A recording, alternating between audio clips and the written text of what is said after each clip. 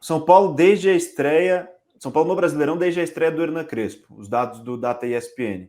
É o primeiro em vitórias, com 4, primeiro em pontos conquistados, com 13, segundo em gols marcados, com 10, segundo em posses recuperadas, 43, o segundo em sucesso em duelos, né, duelos ganhos, 53%, em duelos aéreos também é o segundo com 57%, terceiro em aproveitamento, 72,2%, é o terceiro em pontos por jogo, 2,7 pontos por jogo, 4 em XG, que a gente sabe que é aquela estatística de gols esperados, né? 7,57. Quarto em chutes para marcar, 7,6. Minutos para marcar também, 54. É o quarto em sequência de 10 ou mais passes, 12,8.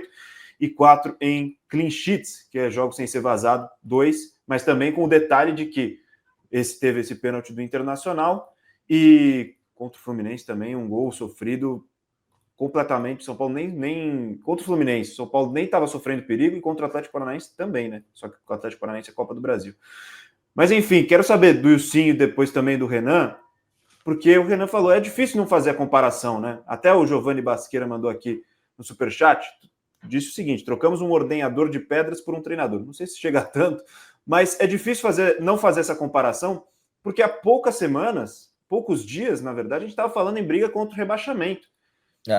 E no primeiro semestre, a gente, pelo menos a grande maioria aqui do Arquibancada Tricolor, falava, gente, São Paulo não tem elenco para ficar brigando contra o rebaixamento. Não é a realidade de São Paulo. Se tornou a realidade do São Paulo, mas não era para ser a realidade do São Paulo. Então, hoje a gente está vendo que dava para ser mais. Também não estou falando que é brigar pelo título brasileiro, mas dava para ser mais. Dava para não passar esse sufoco que foi passado no primeiro semestre. E aí eu quero saber do Ilcinho, depois do Renan também.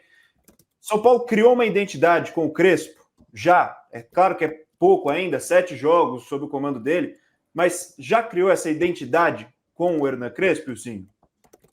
Boni, eu concordo com o Renan, tem que fazer, não é que não pode, não precisa, não tem que fazer essa comparação, sim.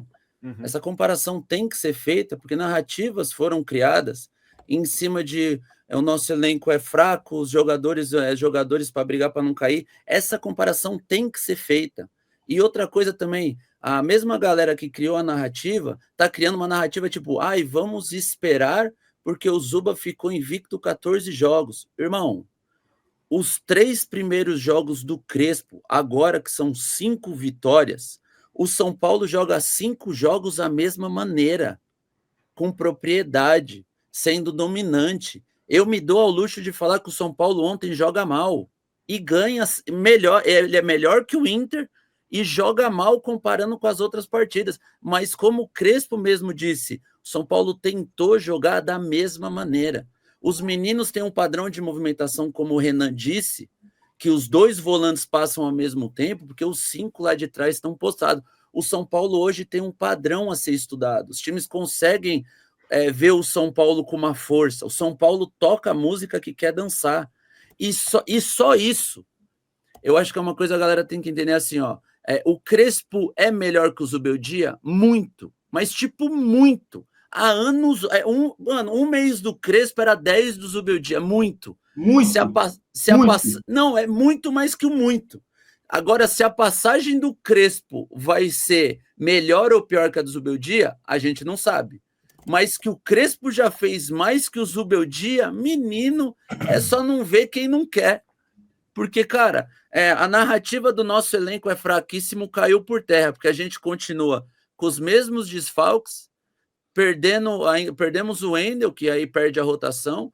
Cara, o nível de entrega dos moleques é tamanho, o nível de jogo que eles estão apresentando é gigante. A opção que o Crespo tem ontem de colocar 2 volantes pegadores para mudar a característica do saber sofrer. Quando os 2 volantes que estão comandando o jogo saem para entrar 2 volantes que caçam, o nosso time fica ainda mais aguerrido. Então, tipo assim, até esses momentos assim estão sendo bons para nós. Então, cara, eu acho que tem que comparar sim, porque narrativas foram criadas em cima do nosso time é ruim, independente quem vier, vamos brigar para cair. Meu irmão, tá aí. 5 vitórias da mesma maneira, 5 vitórias com dominância. Pode cair fora da Copa do Brasil para o Atlético Paranaense e para o Atlético Nacional na Libertadores. O Crespo já fez um trabalho melhor que o Zubeldia em menos de um mês. Você concorda, Renan? Já dá para a gente falar que o São Paulo do Crespo tem identidade? Ô Boni, só para aproveitar um gancho, uma coisa simples também, né? E nisso que o Ilcinho fala, que é uma coisa que a gente sempre bateu na tecla, cara. Quando você joga bem, quando você desempenha bem, você está mais próximo da vitória. Não é uma matemática simples. É 1 + 1 = 2. É que nem o Wilson falou. É uma garantia de que você vai vencer? Não, você pode ser eliminado para o Atlético Paranaense. Você pode ser eliminado para o Atlético Nacional. Você pode perder jogos no Campeonato Brasileiro. Tudo pode dar errado.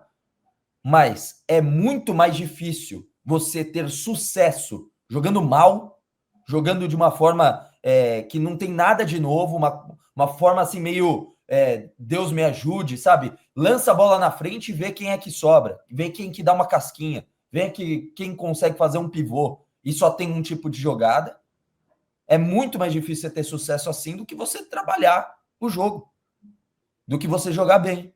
Dito isso, é só a gente ver. São Paulo começou a jogar bem com o Crespo no jogo contra o Bragantino. Contra o Flamengo não jogou bem. Adivinha? Perdeu.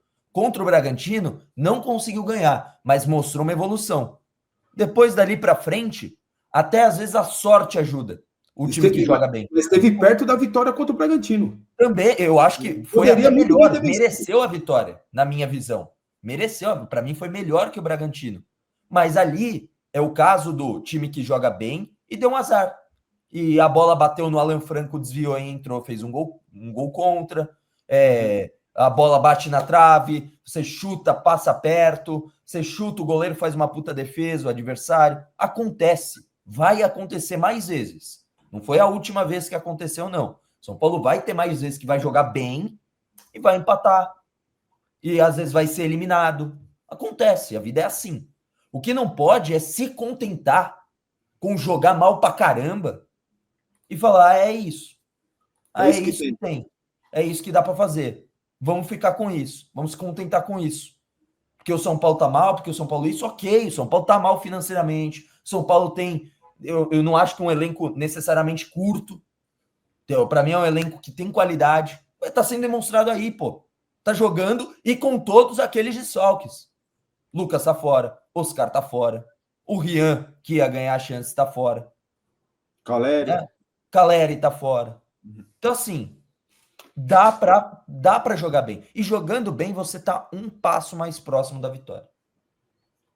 Exatamente. Até tem um comentário aqui que deu para observar ontem, para passar a bola para o Renan também. O Crespo tem uma boa leitura, né? Pelo que deu para ver nesses 7 jogos, uma boa leitura durante o jogo também. Ele até diz o Lucas Pastana aqui. Crespo faz alterações táticas durante o jogo e passa para os jogadores, ajustando o que está errado. Reparem contra o Inter, adiantou o Ferrarese como um zagueiro à frente pela inferioridade no meio. Isso deu para observar ontem claramente também contra o Internacional. Então já dá para ver também essa identidade, eu acho que já dá para criar, já deu para criar essa identidade do São Paulo do Hernan Crespo. Você não acha, Renan? O São Paulo, ela tem, o time tem uma formação tática, mas os jogadores, eles têm provavelmente, não, com certeza, uma orientação do Crespo para saírem à caça, né? Você vê muitas vezes os zagueiros saindo à caça dos jogadores. Eles não é uma formação tática posicional, que os jogadores ficam no setor, não, eles saem à caça dos jogadores, os zagueiros principalmente, os volantes toda hora eles estão lá na frente pressionando. A pressão pós-perda do São Paulo tá incrível. O São Paulo, dificilmente ele toma transição, né? Toma contra-ataque por causa disso. Perde a bola, pressiona imediatamente, recupera ou faz a falta. E aí o time se recompõe. Nisso você evita tomar o contra-ataque, né? O São Paulo tem sido muito, muito bom nisso também. Não é um time estático, é um time que os jogadores têm a liberdade de pressionar. O Ferrarese faz isso muito. O Sabino fez várias vezes isso, né, de não ficar esperando por um jogador no setor dele. Não, ele vai, um que está mais próximo, ele vai, caça, e nisso acontece muito aquele jogo de marcação individual, muitas vezes, de você pegar o cara e acompanhar até o fim da jogada, né? Acontece muito, o que também gera muito desgaste físico, esse tipo de jogo, esse tipo de enfrentamento gera muito desgaste físico.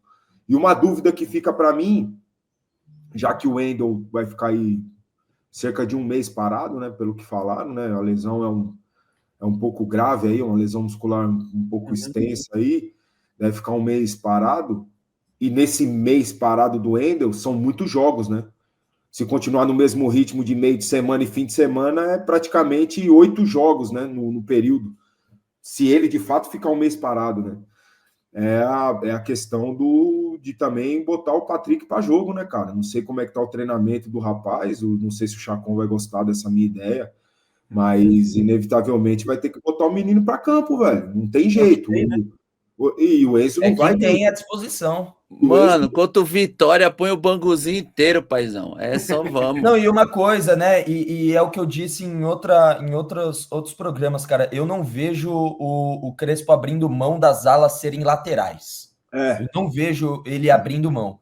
Então, quando for fazer uma substituição, eu vejo muito mais entrando um Patrick na lateral esquerda e o Mike na lateral direita, até porque foram essas mais as substituições, né? Até agora, quando sai um, sai outro. Assim, não é necessariamente uma receita, uma garantia, mas geralmente é isso. Ele não abre mão dos alas serem laterais. E posso falar, o meu banguzinho, que vai ser o terceiro time, não perde pro Vitória não, tá? Ó, já tá montado. Negruti, Luiz Gustavo e Sabino, Patrick e Eric. Luiz pode jogar? Não, a gente adianta a volta. Fica tranquilo. A gente adianta a volta. Patrick e Mike, Pablo Maia e Alisson, Rodriguinho, Dineno e nosso opalão favorito, moleque Tapia lá na frente, pai. Nós não perde pro Vitória, mano.